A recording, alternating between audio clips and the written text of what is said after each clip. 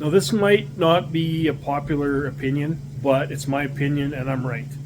When it comes to doing wiring connections, a lot of guys tell you, "Oh yeah, you gotta solder all that, or it's gonna be no good." Blah blah blah.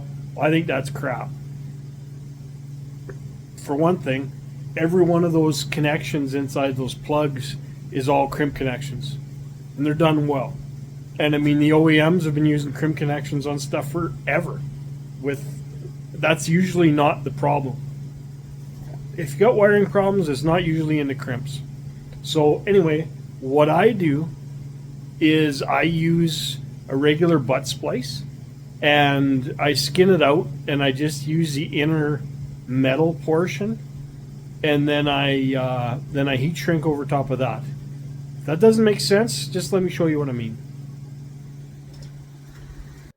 Now on the left is your what you'd expect to see as just a regular insulated butt splice. And on the right is just the inner metal portion of that butt splice. And all I do is I peel the red portion of it off, and I just use the inner. Now, yes, you can buy them as just the bare butt splices, but honestly, I can buy them cheaper with the red insulation on them, and just skin them out as I need them. So that makes a hell of a lot more sense to me. But once in a while, if you do think you need the extra insulation of that outer red boot, it's still there. Now I don't know how well this is going to come out in the video, but this is one of the keys to good crimps is good crimpers. They're made by Thomas and Betts. I've owned them forever. They're really good, high quality units, and that's what I always use. I've got a couple other pair. I got a pair of Klein ones, and I got a pair of Greenlee ones. Just because I used to do this stuff for a living all the time, and whenever you needed these, you wanted to make sure you made damn good crimps because you certainly didn't want to come back and do it again. Now another thing, and this might be even more difficult to see. See, each and every one of these has got a split in it. Now this might be right, this might be wrong, but when I put this in here, I use this individual jaw and I put the split opposite of the jaw. See how that goes? So when you're crushing in, you're not crushing in on the split in the barrel connector, you're actually crushing in on the back side. And this little saddle here holds the split together. And that's the way you get about the absolute best crimp on one of these just straight round crimps. And I mean, everybody that does anything like this knows you can get a butt splice like this, or you can get the ring connectors, fork connectors, spade connectors, or bullet connectors, or whatever. And it doesn't matter. They're all the same as far as that goes. You're best off, if you can, skin them like that and put them in a good high quality set of crimpers, just like I showed you there.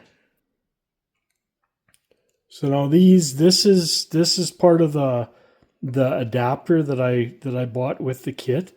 You see they're already they're all stripped.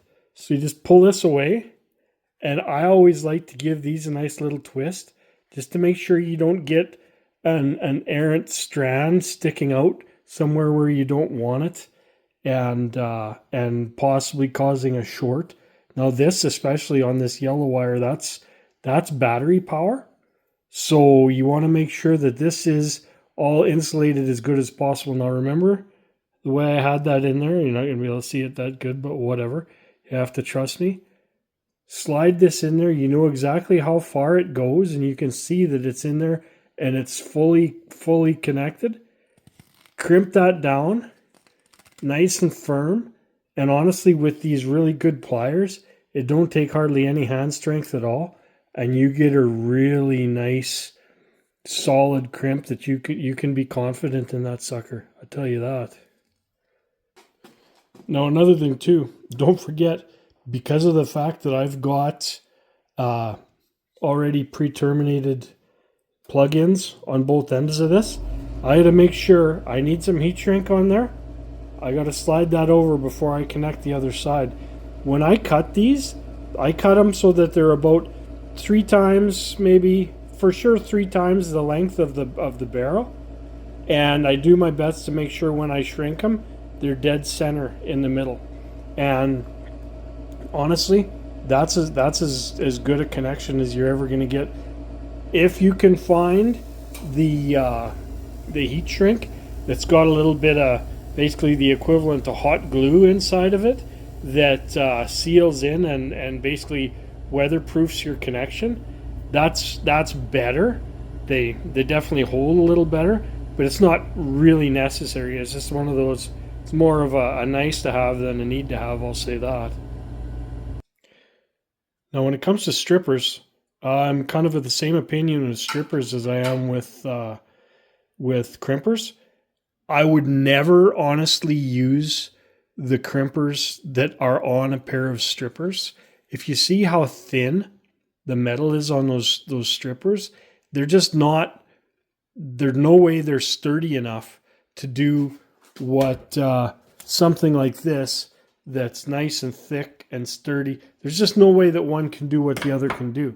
So these are great for stripping, but honestly, especially if you're going to be doing a whole bunch of stripping, think about getting yourself a pair of these automatic strippers. One of the beauties of them is with this, you can adjust the depth of the strip, and they're just nice and quick. If you look, I just push this in here up against, hold this down, give her one of these, and you got a real nice strip. You do not ever have to worry about damaging the wire. With this little wire, it's not nearly such a big deal, but with sometimes if you're using one of these, you can see there's all those different wire sizes that it'll do. If you get the wrong one and you pinch that down with say one size too small of a stripper, you can run the risk of losing some of your strands. Whereas with the auto stripper like this, you just don't have to worry about that. So let's just plug that in and we'll crimp that down just like we did the other one, and we'll be good to go.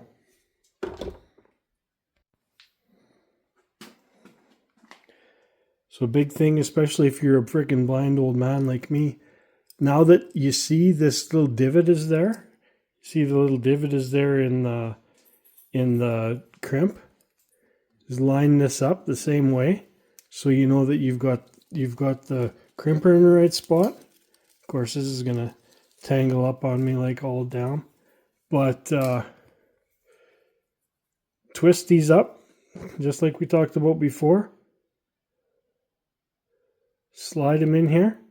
Make sure they're in there nice and as far down deep into the butt splice as they can be, and crimp them home. Now, all we got to do, slide this into place where we know where we're comfortable, and just heat shrink that sucker down. So now, got my trusty heat gun. Again, the higher the quality piece that you can afford, the better off you're going to be. And you just turn this on.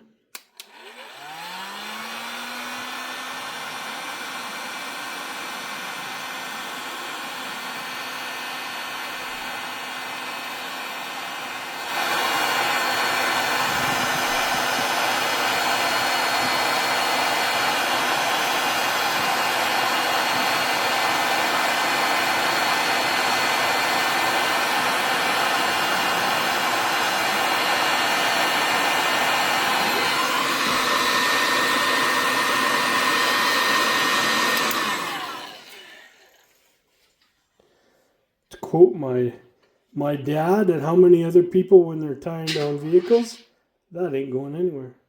One other thing I should mention about when you're heat shrinking like that, a person has to be careful. It's not always the easiest thing to do, but make sure the air that's blowing out of the gun doesn't blow your heat shrink tube out of position.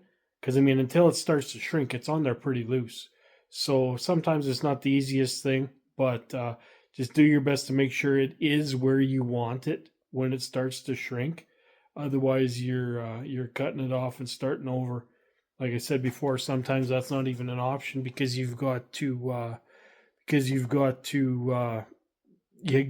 no ability to slide it on after the fact. Now tape's another option. Tape's just fine, but tape gets gooey, and tape, I mean, just like anything else, tape can fail. Heat shrink is the nice, clean way to do it, and I mean, I'm a fan. Now, just further to my possibly unpopular views on soldered connections versus butt splices when done well. You look at this. This is actually a fairly flexible connection if it needs to be. Like, look, I guess I was kind of out of the picture there, but that's fairly decently flexible. What you'll find on a soldered connection, the solder at the end of where the solder penetrates the wire strands, you will get actually a fairly brittle end there. Now, the problem stems from wherever the solder soaks into the strands, you no longer have a stranded conductor. You just have one big, ugly, solid conductor. The reason automotive and any extra flexible installation uses fine stranded wire is exactly that, because you can bend it again and again and again, and it has less of a possibility of it work hardening and breaking. If you ever have, I don't even have a piece here, or I'd show you, but if you ever have a piece of, say, even number 14 gauge solid wire, just put a little wee nick in it. And see how many times you have to bend it back and forth before that sucker breaks. There you go. That is the main reason for stranded wire. And that is the main reason that I do not solder my connections.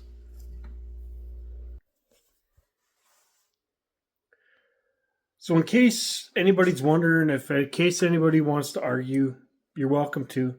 But I am a journeyman electrician, been so for 25 years. And I've done a lot of connections with this type of wire.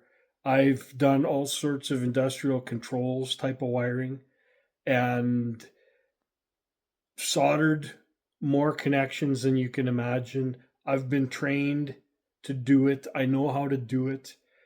I still don't believe that a properly done soldered connection is as good as a crimped connection.